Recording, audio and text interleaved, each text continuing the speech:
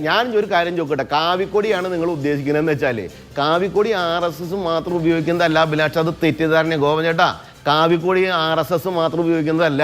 കാവിക്കൊടി എന്ന് പറയപ്പെടുന്നത് അത് ഹിന്ദു ആചാര്യന്മാരും അതുപോലെ തന്നെ സന്യാസിവര്യന്മാരും അതുപോലെ തന്നെ എല്ലാവരും ഉപയോഗിക്കുന്ന കളർ തന്നെയാണ്. അതിന് നിങ്ങൾ ഈ ചമല കളർ കണ്ട ജാതി കോടിയല്ലെന്ന് കളറാണ് ഞാൻ പറഞ്ഞത്, അല്ലാണ്ട് അവർ തലയിൽ ഒളിച്ച് പറയാൻ മാത്രം.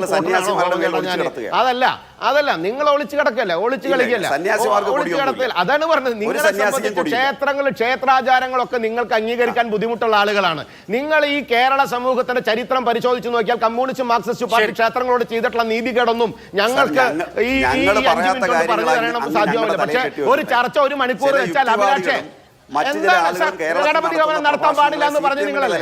ഗണപതി മിത്താണെന്ന് പറഞ്ഞ ഷംസീർ നിങ്ങളാണല്ലേ? അയ്യപ്പനെ കടുത്ത വെള്ളം കുടിപ്പിക്കണമെന്ന് പറഞ്ഞ സീമ നിങ്ങളാണല്ലേ?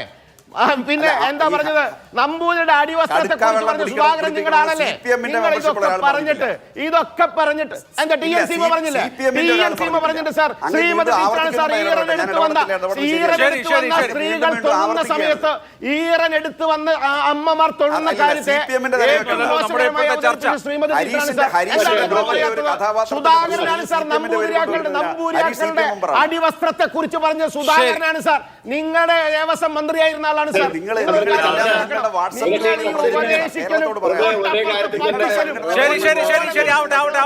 ഇനിയിപ്പോ നമുക്ക് അതിൽ മുഴുവൻ തർക്കിച്ച് ഇപ്പോ ഉണ്ടായ ഒരു സമവായത്തെ തകടം മറിക്കണ്ട. ആവട്ടെ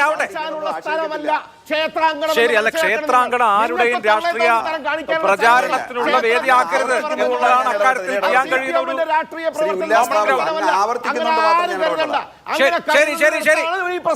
ശരി. ഓക്കെ, അവിടെ ഞാൻ വരാം.